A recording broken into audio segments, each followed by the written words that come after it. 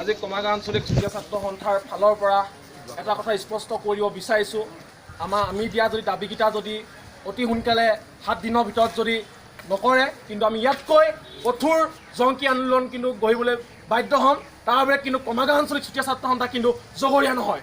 কি হৈ আছে, কি কাৰণে আন্দোলন কৰিব? দাবীকেইটা আমাৰ ইয়াত লাইন নিয়মীয়াকৰণ নহয়। এটা খুটাৰ কাৰণে আমি বহুত দিন ধৰি পূজা কৰিলোঁ, ইয়াত আমি কমপ্লেইন কৰোঁ, তেওঁলোকে কয় হ'ব যোৱা হৈ যাব খুব সোনকালে। কিন্তু এইটো এটা কাঠৰ খুটা, আমি গম নাপাওঁ, ব্ৰিটিছৰ দিনৰ খুটা বুলি জানিছোঁ। আমাৰ ককা আইতাহঁতে গম পাই চাগে, আমি গম নাপাওঁ, আমাৰ জন্মই হোৱা নাই তেতিয়া।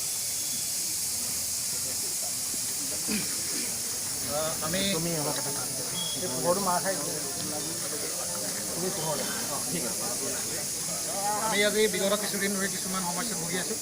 আজি 16 আগষ্টৰ পৰা 16 আগষ্টৰ পৰা আমাৰ কমাৰগাঁও অঞ্চলত কাৰেণ্ট নাই, তাৰ নিয়মীয়াকৰণ হোৱা নাই। আমি কোনো জাননী নিদিয়াকৈ কাৰেণ্ট কাটি দিয়া হৈছে।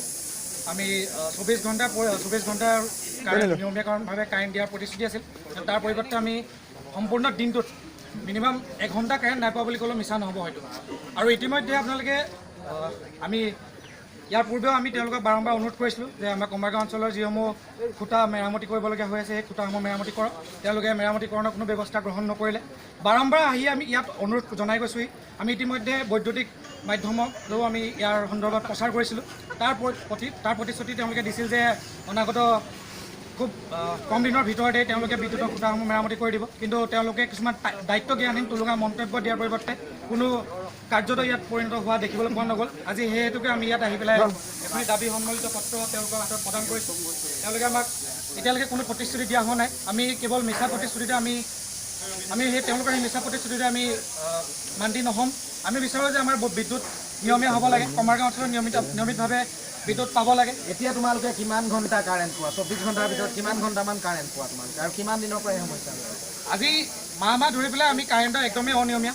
আৰু বিগত আমি যোৱা 16 আগষ্টৰ পৰা কাৰেণ্ট একেবাৰে আমি পোৱা নাই বুলি ক'লেও মিছা নহ'ব। দিনে কিমান ঘণ্টামান পোৱা? দিনে যদি 20 মিনিট দিয়ে, তাৰ পৰিৱৰ্তে তেওঁলোকে 4 ঘণ্টা পৰ্যন্ত কাৰেণ্ট কাটি থৈ দিয়ে। আৰু কোনো অঞ্চলত কাৰেণ্ট থাকে, কোনো অঞ্চলত নাথাকে। আমি ফোন কৰিবলগীয়া হয়, তেওঁলোকৰ সংশ্লিষ্ট বিষয়াক ক'বলগীয়া হয়। তাৰপিছত তেওঁলোকে পঠিয়াই কাম কৰি থৈ আহে। কিন্তু আকৌ কিছু সময়ৰ পিছতে আমাৰ কোনোবা এটা ফেজত কাৰেণ্ট নাযায়, কোনোবা এটা ফেজত কাৰেণ্ট যায়। তেনেকুৱা ধৰণৰ কিছুমান প্ৰব্লেম আমি ফেচ কৰি আহিছোঁ আজি কিছুদিনৰ পৰা।